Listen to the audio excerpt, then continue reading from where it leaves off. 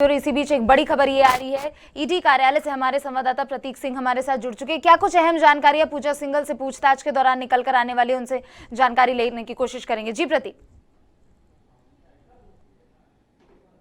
जी से पूछताछ चल रही है और आप जानते हैं कि पूजा सिंघल को आज ईडी ने बुलाया था और यही वजह है कि आज करीब 11 बजे करीब पूजा सिंघल अपने पति अभिषेक झा के साथ आई है और सुमन सिंह जो उनके सीए है उनसे लगातार 3 दिनों से पूछताछ की जा रही है।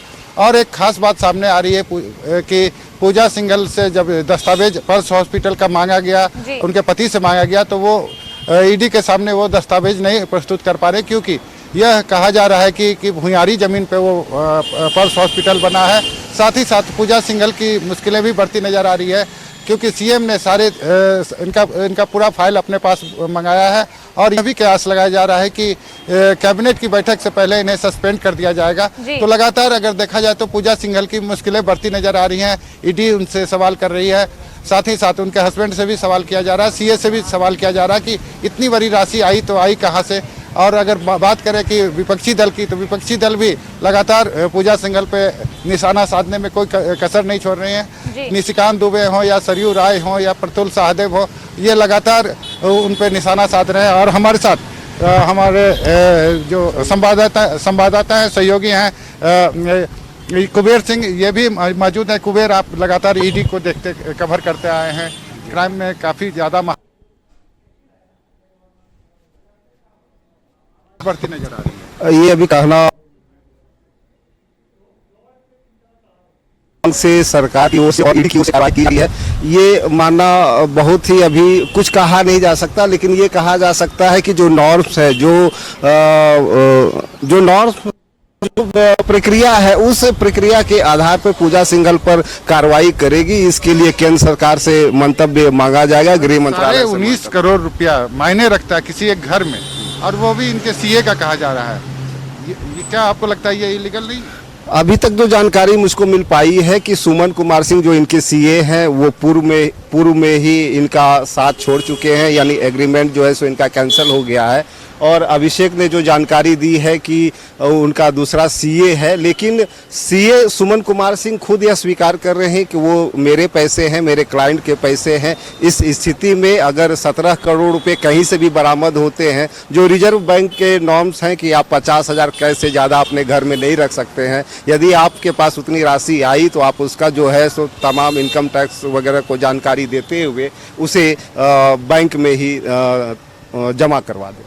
लगातार ये भी बात आ रही है, पल्स हॉस्पिटल जो जिस जमीन पे बना है वो भुयारी जमीन है। इसके पहले भी विवाद आया था। अगर सेकेंड फेज की बात करें तो लाइव 7 ने ही प्रमुखता से दिखलाया था किस तरह से रेमडेसिविर इंजेक्शन सबसे ज़्यादा मुहैया कराया जा रहा था पल्स हॉस्पिटल को। और स्वास्थ्य मंत्री से जब हमने बात की तो उनका कहना था कि वो एक अधिकारी का हॉस्पिटल है, इसलिए वहाँ ज़्यादा से ज़्यादा रेमडेसिविर इंजेक्शन मुहैया कराया जा रहा है। तो क्या लगता है कि रसूख का गलत इस्तेमाल पूजा सिंघल, क्योंकि मनरेगा की बात करें तो मनरेगा में इनका घोटाला, पलामू की बात करें, खूंटी की बात करें, चतरा की बात करें या मोमेंटम झारखंड की बात करें, तो ये काफ़ी करीबी हुआ करती थी राजबाला वर्मा का।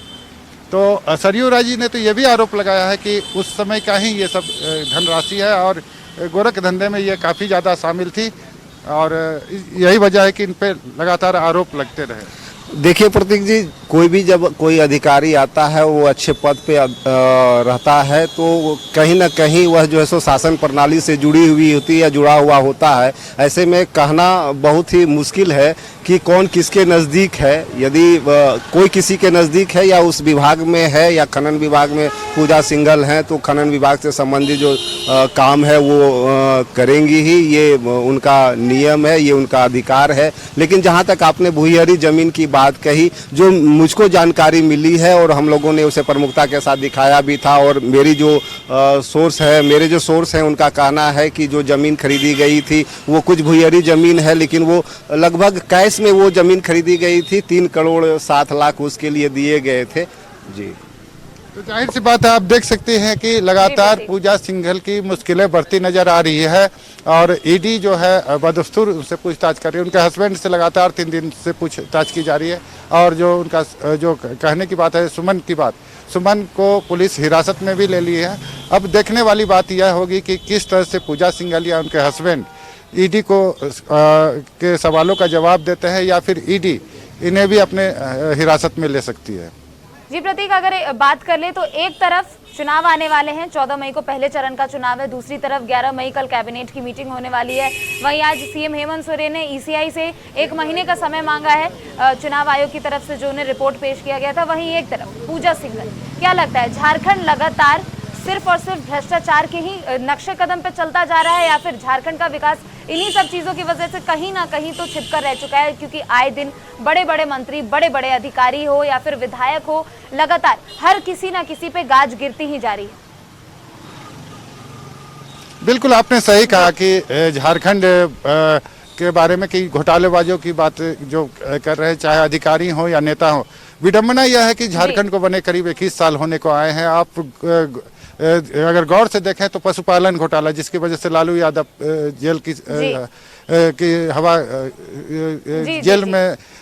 जेल की हवा खा चुके हैं। साथ ही साथ अगर मधु कोरा की बात करें, वो भी मुख्यमंत्री थे, वो भी जेल जा चुके हैं। कितने मंत्री हों या कितने अधिकारी हों, ये सभी घोटालेबाजों हैं। और इसके झारखंड के साथ 2 और राज्य बने थे, वो दोनों राज्य काफ़ी आगे बढ़ गए हैं। लेकिन ये झारखंड की विडंबना है कि झारखंड के पास सारा मिनरल्स रहते हुए भी झारखंड का विकास नहीं हो रहा। इसका मुख्य कारण यही है कि जिस तरह से भ्रष्ट अधिकारी और नेता हैं जो कि लगातार झारखंड की छवि को बिगाड़ने में लगे हैं। और अगर मान लीजिए पूजा सिंघल की बात करें, अगर सीए के यहाँ से 19 करोड़ रुपया मिल जाता है तो जाहिर सी बात है कि यहाँ आप देख सकते हैं कि जो नौकर तंत्र है कितना यानी कि वो बेखौफ है और नेता जो हैं उन्हें कोई भी गलत काम करने में कोताही नज़र नहीं आती है।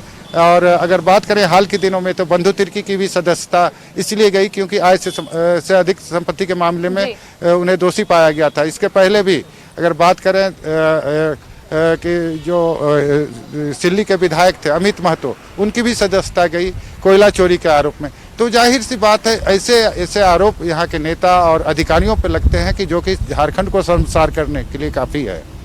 जी प्रतीक, जैसा कि आप बता रहे थे कि कोरोना का समय जो था उस समय रेमडेसिविर को लेकर पल्स अस्पताल काफी ज्यादा विवादों में रह चुकी है। अब पूजा सिंघल से लगातार ईडी पूछताछ कर रही है। जाहिर सी बात है कई कुछ निकल कर राज सामने आएंगे, कोई अहम जानकारियां भी निकल के सामने आई तो क्या लगता है कि जो पल्स अस्पताल में रेमडेसिविर की इतनी कालाबाजारी हुई, इतनी खपत हुई, उन सब मामलों में भी पूजा सिंघल और पति अभिषेक झा को मुश्किलें बढ़ सकती हैं? बिल्कुल, क्योंकि लाइव 7 ने ही सबसे पहले प्रमुखता से इस खबर को दिखाया था। और जो स्वास्थ्य मंत्री हैं जो अभी वर्तमान में बन्ना गुप्ता हुआ करते थे, सेकंड फेज की बात करें कि रेमडेसिविर इंजेक्शन कहीं नहीं मिल रहा था।